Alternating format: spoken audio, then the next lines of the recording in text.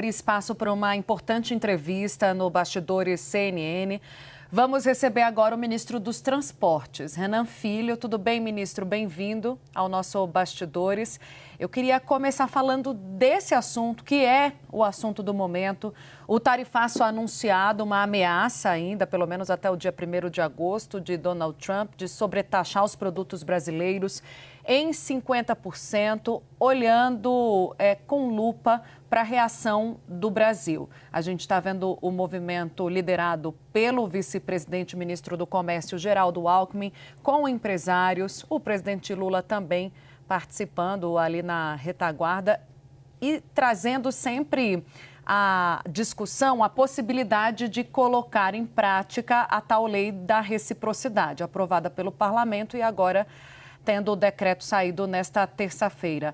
Como é que o senhor avalia, de maneira geral, as tratativas com os Estados Unidos, que, vale a lembrança, ministro, não responderam a uma carta do ministro Alckmin, vice-presidente, há 2 meses, ele cobrou essa resposta ontem, e o uso desse mecanismo, da lei da reciprocidade, é um mecanismo que deve, na sua avaliação, ser utilizado ainda no campo da ameaça, nesse momento, ou tem que esperar o dia 1º de agosto para ver o que de fato acontece?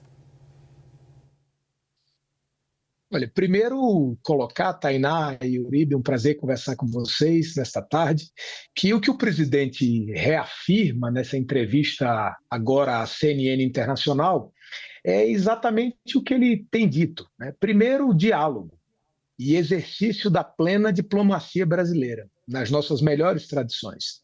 O Brasil e os Estados Unidos são parceiros comerciais antigos, tiveram sempre uma excelente relação internacional e também uma relação comercial exitosa. O Brasil é o 6º país no mundo que mais gera resultado positivo à balança comercial americana. Portanto, não merece esse tratamento, dispensado, por exemplo, a outros países que geram déficits à balança comercial americana.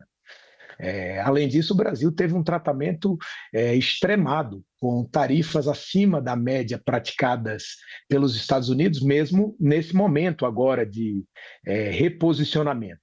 Então, eu acho que o diálogo é fundamental e o presidente tem defendido isso e também reafirmar que a nossa soberania precisa ser defendida, porque um povo sem soberania, ele não é um povo mais, ele perde as condições de defender os seus limites geográficos, a sua própria cultura, e isso é nefasto para qualquer país do mundo.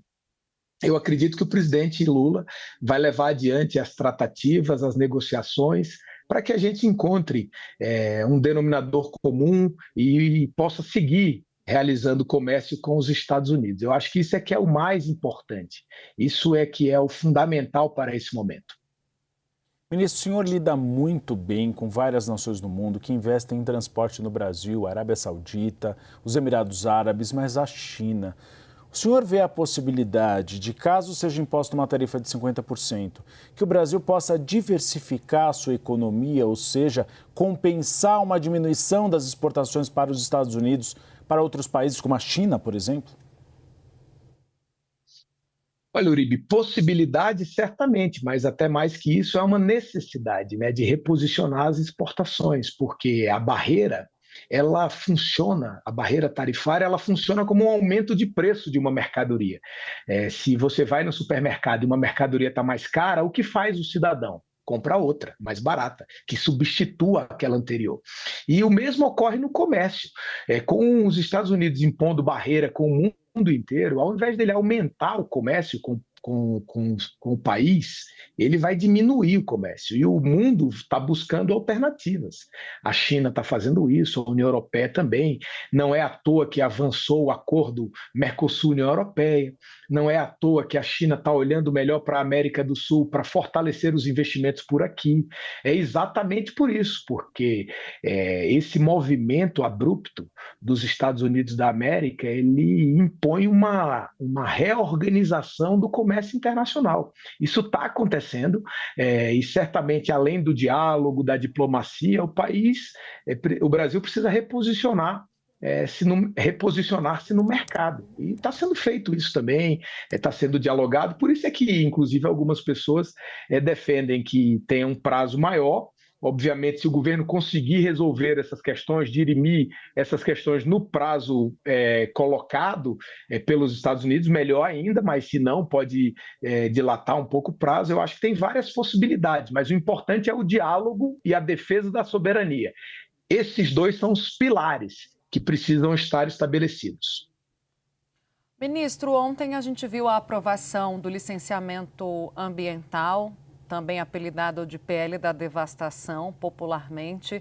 É um projeto que divide o governo, tem a defesa de uma ala e tem a resistência de outra. A ministra Marina Silva, sumariamente contra, tentou até o último momento, até adiar, ganhar tempo com essa votação. A gente noticiou isso aqui ontem. O senhor chegou recentemente, até eu estava puxando uma matéria nossa da CNN, a comentar esse projeto, disse, olha, anos a fios, sem conseguir avançar com projetos importantes, certamente levam as pessoas à reflexão.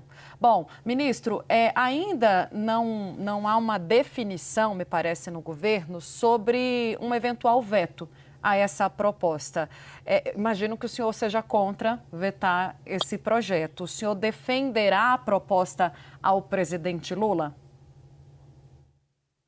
Eu presumo que cabe ao Ministério do Meio Ambiente se posicionar do ponto de vista técnico, se cabe ao governo vetar ou não.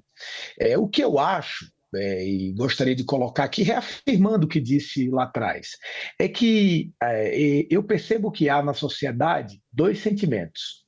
O primeiro é da preservação ambiental. Ninguém deseja o desenvolvimento às custas do meio ambiente, porque isso, obviamente, não é sustentável. Isso levará, certamente, a uma posição pior do que aqui estamos. Por outro lado, sente-se também uma dificuldade em acesso de licenciamentos ambientais importantes para investimentos no país, para a expansão da produção, para obras de infraestrutura. Havia esse projeto no Congresso Nacional sendo discutido há um tempo, ele já tinha sido aprovado há alguns anos na Câmara dos Deputados, foi ao Senado, o Senado promoveu alterações e essas alterações voltaram para a Câmara, que ontem votou um outro projeto que é um meio termo do que foi pensado nisso tudo. O governo, o Ministério do Meio Ambiente, a Casa Civil, nós também discutimos bastante ao longo desse período, né? Mas o fato é que o Congresso Nacional, a gente gostando ou não do que saiu de lá, ele tem legitimidade para fazer o debate. E é importante que o governo, que o Ministério do Meio Ambiente, que os outros ministérios também, como você colocou, participem do debate, apresentem as condições, porque as pessoas também não conseguem entender algumas coisas, né? Veja bem ali, a exploração de petróleo na margem equatorial, talvez ali de onde há petróleo ali, dos países que têm limite com aquela região, talvez só o Brasil não explore até agora, nesse momento. Um outro debate antigo, que é a BR-319, que já foi asfaltada no passado. E esse asfalto, ele acabou com o tempo, porque não houve manutenção. Mas Manaus é a única cidade do planeta com mais de 2 milhões de habitantes que não tem acesso por asfalto. Então você não tem redundância. Quando os rios baixam no período de seca, as pessoas só têm como sair de avião. As mercadorias também só têm como chegar de avião. Então isso gera uma insegurança para a sociedade muito grande, para as pessoas que vivem lá. Isso precisa ser discutido, porque tem milhões de pessoas que moram na região. Não pode alongar o debate sem solução. Então, o que houve? Houve uma votação. Agora, nós temos um novo momento, que é o governo faz uma reflexão, busca um novo diálogo com o Congresso Nacional, porque o que eu sinto é que a sociedade quer as duas coisas, que é o desenvolvimento sustentável. Ninguém defende desenvolvimento às custas do meio ambiente, mas também as pessoas defendem a possibilidade de que o Brasil se desenvolva, porque nós somos um país pobre, onde as pessoas precisam de emprego, onde as pessoas precisam ter assim, a esperança de que a vida vai melhorar. E para a vida melhorar, é importante o desenvolvimento. Deixa eu Reformular aqui a pergunta, porque eu quero uma resposta mais assertiva. A gente já sabe a posição da Marina Silva, ela vai defender o veto. Se o senhor for instado pelo presidente a se posicionar, o senhor defende a manutenção do projeto tal qual ele está? O projeto ele é muito amplo. Eu defendo alguns pontos. Por exemplo, tem um artigo que diz o seguinte: a rodovia que já foi asfaltada no passado, ela não precisa ter o mesmo licenciamento de uma rodovia que nunca foi asfaltada. Eu concordo com isso. Porque se ela já foi uma vez, por que ela precisa ter um licenciamento como se ali nunca tivesse passado uma rodovia, fosse uma floresta fechada? Isso é verdade? Não. Eu defendo que, em casos específicos, o governo possa agilizar a decisão do licenciamento ambiental. Porque é estranho, por exemplo, eu até vi algumas entrevistas e alguns repórteres colocando, por exemplo, assim, que o acordo do Brasil com a União Europeia depende de objetivos ambientais. Eu concordo, isso é importante. Mas a Guiana inglesa e francesa, que são países que têm ligação muito próxima com França, com a Inglaterra, eles exploram na margem equatorial. Então, assim, por que eles podem explorar ali e o Brasil não pode? Isso não tem sentido, a meu ver. E a outra coisa é que não está em debate ainda a própria exploração do óleo. Está em debate os estudos para verificar se há óleo ou não. Então, eu defendo que tenha condição de que os estudos sejam realizados. Por que defendo isso, Tainá e Uribe? Porque eu imagino assim, se tiver muito óleo lá, que seja uma riqueza representativa do ponto de vista internacional e para o próprio Brasil, que a gente explore. Agora, se tiver pouco óleo, que não tenha significância econômica, deixa lá. Mas a gente sequer sabe quanto óleo tem. Então, sem saber essas coisas, a decisão fica sempre no escuro. Ministro, o senhor está à frente com a ministra Simone Tebet de um projeto importante, que é a Rota do Brasil para o Pacífico, com a possibilidade de aumentar muito o comércio, principalmente com a Ásia.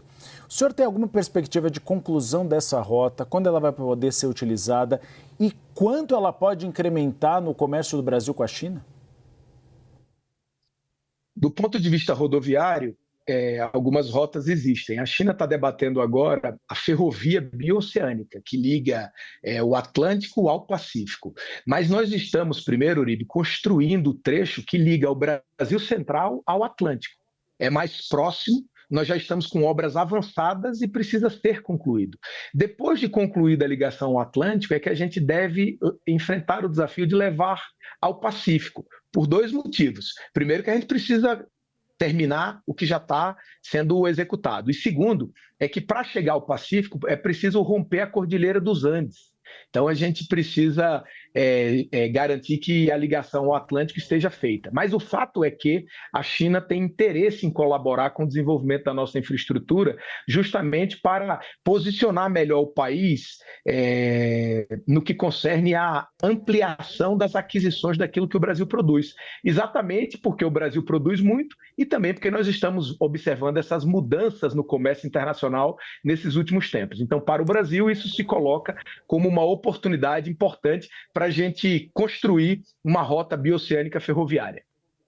Antes da gente se despedir, ministro, eu queria a sua avaliação sobre outra posição marcada ontem pelo presidente da República. Muita gente achando e aconselhando o presidente a deixar no banho-maria aquele projeto que aumenta o número de deputados. Ele foi lá, marcou posição, decidiu vetar a proposta. Segundo os interlocutores, vai levar isso a um debate organizado com a população.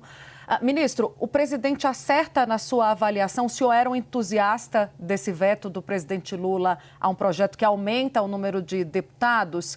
E mais, daqui para frente, a conversa é com o Congresso Nacional. O senhor é ministro, mas senador licenciado, transita muito bem ali no Senado, na Câmara Federal, já tendo sido deputado antes também.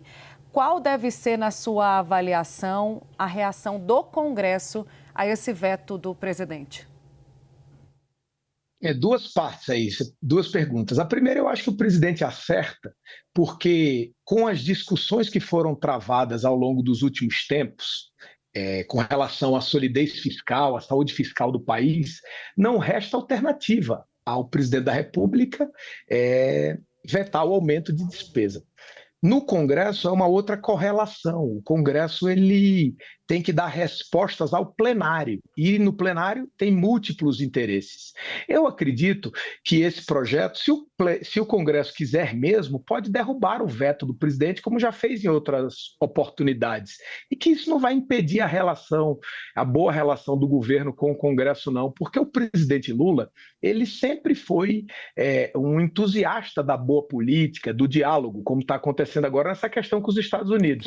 Agora, não restava alternativa para ele para sancionar esse projeto que cria despesa, porque ele está exatamente no momento trabalhando para equilibrar as contas públicas do país. Então, por isso eu disse que ele acerta ao tomar essa decisão.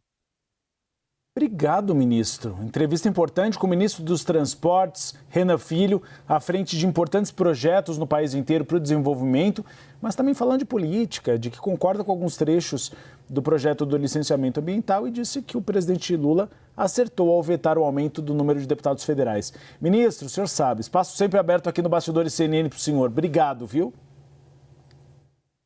Muito obrigado, parabéns pelas coberturas desses últimos dias, que têm sido muito importantes aí para o país. Ministro que é nosso telespectador, acompanha a gente direto. Obrigado, ministro, pela entrevista.